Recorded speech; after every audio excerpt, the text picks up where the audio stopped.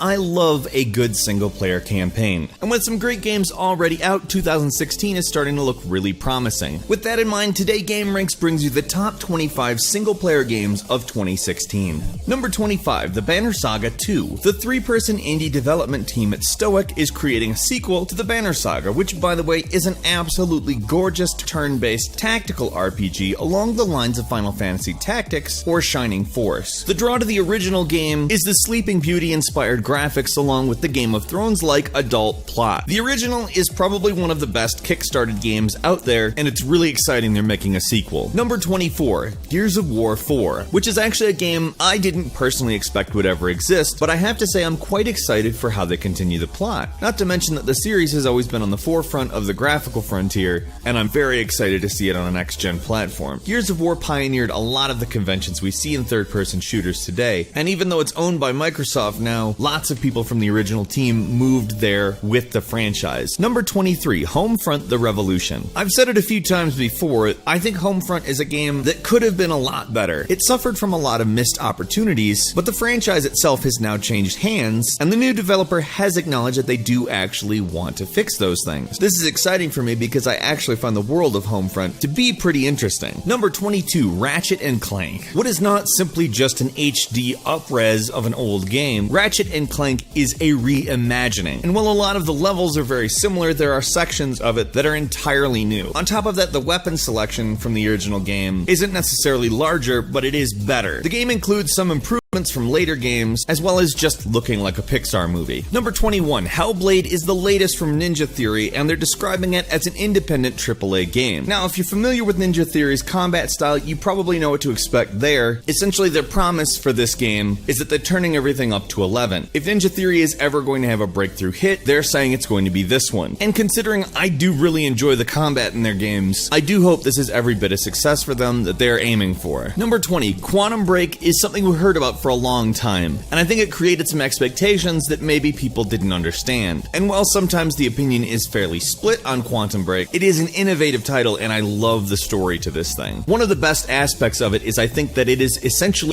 unique game, and you don't get to see that a whole lot in the AAA shooter genre. Number 19, Far Cry Primal is an extreme departure for the Far Cry series, essentially setting itself in a time period in which there are no guns. And while it does retain at least a few of the elements that make Far Cry, well, Far Cry, I almost think that this is a more interesting version of the game. Having Far Cry exist in a time period that is so out there compared to what we expect very much heightens the stakes and makes the game more fun. Number 18, Hitman. The episodic reboot of the Hitman series, Hitman does a great job with what you expect Hitman to be. This game feels like what the old Hitman games wanted to be. As somebody who's played all of the Hitman games and was a little disappointed with Absolution, which is still a good game, but just it didn't do everything Hitman needed to do. I enjoyed the first episode and I'm really looking forward to the next ones. Number 17, Mafia 3. After many years without a Mafia game, we're finally getting an update to a series that I think was never really given a fair shake. When it originally came out, people dismissed it as a Grand Theft Auto ripoff, and it really isn't. It's a much more in-depth, mechanics-oriented game that relied on elements like stealth and management of your gang to elevate the experience above that of simply a clone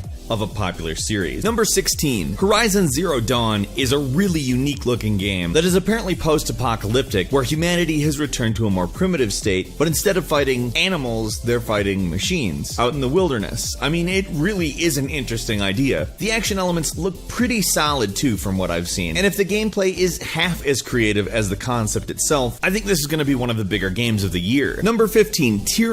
When Obsidian had a hit in Pillars of Eternity, it essentially opened the door for them to do more projects that they wanted to do. They've been kicking the idea around for Tyranny since 2009, and the result is a really pretty looking game that promises to break the mold a little bit more than Pillars of Eternity, but still promises that type of Baldur's Gate style RPG action. Number 14, Persona 5. Perhaps what is the most prominent take on the traditional JRPG, the Persona series has done a phenomenal job at modernizing old school RPG elements. And Persona 5 looks as though it's going to integrate a few more modern elements into that even more. Rest assured, it's not going to be an action RPG, it's the same traditional Persona RPG that we're all hoping for, so I'm pretty excited. I'm a big fan of this series, it's basically exactly up my alley. Number 13, Doom is obviously the type of game that was made for you to play alone. Now, a lot of the time, first-person shooters are labeled multiplayer-only things, and a lot of games are going the direction of literally putting out games without single-player campaigns. Doom is going to rectify that. While it will have multiplayer, the single-player campaign is definitely why you're going to want to buy Doom. It looks to be every bit as fast-paced and hectic as the original series, with all of the updates that the first-person shooter genre has made to itself over the years. Number 12, Total War Warhammer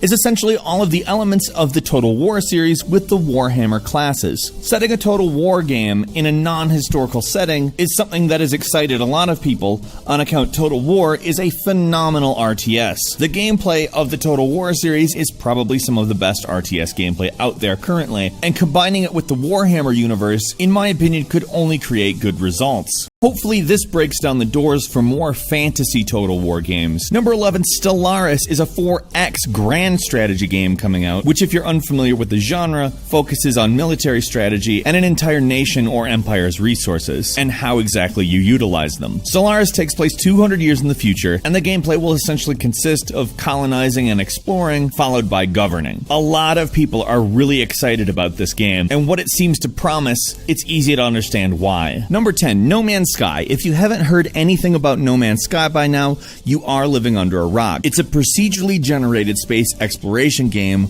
with 18 gajillion planets. The amount of planets almost seems like a made-up number, but this game features so many different mechanics, from trade to combat to exploration, and such a unique, beautiful art style that is, in all honesty, actually really impressive considering so much of it is procedurally generated. No Man's Sky is actually one of my highest priority games to play this year. Number 9, Final Fantasy XV. Another game that has been in development for an extremely long period of time, and seemingly has been trying to redefine what Final Fantasy itself can be, looks largely as if it's going to succeed. Everything that we've played from this game has been promising. It's a gorgeous, beautiful game, and takes what we know of Final Fantasy and completely reinvents it in a manner that doesn't feel alienating. Number 8, Enter the Gungeon, which brings a lot of aspects of bullet hell and dungeon crawling into one retro packaged game that looks gorgeous, as well as fast-paced and challenging. Some of the weapons in this game look really innovative and fun, and it looks to bring a more complex angle to the arcade elements of this genre of games that we all enjoy quite a bit. Number 7, XCOM 2 brings the tactical strategy game into its next iteration and looks like it develops the core concept, which, let's be honest, with XCOM being the most successful in the tactical genre, it's probably a good idea to focus on that rather than try to reinvent the wheel. Number 6, Kingdom Come Deliverance is an RPG set in a medieval kingdom, but instead of focusing on spells and wizards and magic, instead it strives for historical accuracy. The game utilizes a classless role-playing system and does everything from including period-accurate armor and clothing to using only combat techniques that you would find in an actual medieval battle, which could actually shift the paradigm of medieval RPGs. Number 5, Stardew Valley is a Harvest Moon-inspired farming simulator where you play a character that moves out to the country to get away from their office job. You raise livestock, crops, craft goods, mine for ores, and also engage in all those weird social things that Harvest Moon had, including romances. It's a lot of fun, and the graphics are obviously about as nostalgic as they could possibly be. It's a game that Harvest Moon fans must try. Number 4, Dishonored 2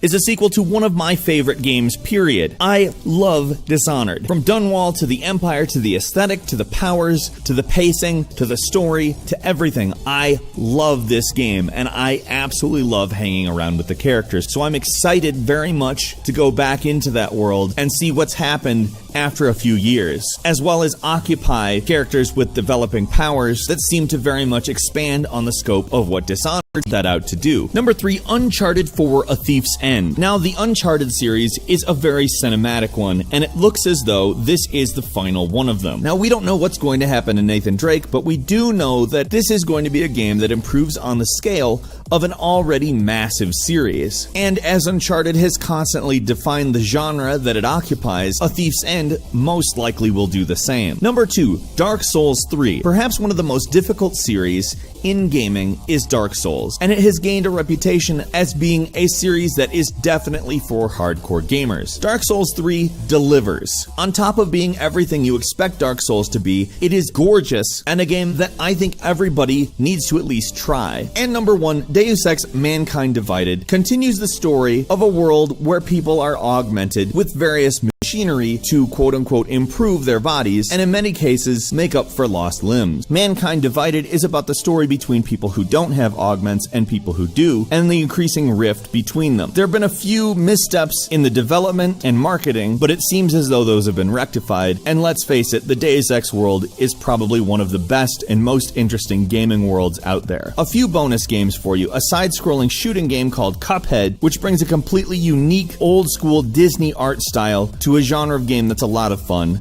Ni no Kuni 2, the sequel to the original Ghibli-inspired JRPG. Fire Emblem Fates, another JRPG series that Nintendo has done an excellent job with. Nier Automata, an action RPG by Platinum Games as a spin-off of the Drakengard series. Routine, an alien game that reminds me a lot of Isolation but without the weapons, therefore much more terrifying. And Mirror's Edge Catalyst, which is a reboot of the Mirror's Edge series that looks to redefine what's possible in a parkour-based open-world game. What are you looking forward to on the single-player front this year? I'll meet you in the comments. Let's have a discussion. If you enjoyed this video, please click the like button, and if you're not subscribed, now's a great time to do so. As always, we thank you very much for watching this video, and we will see you again next time right here on GameRank.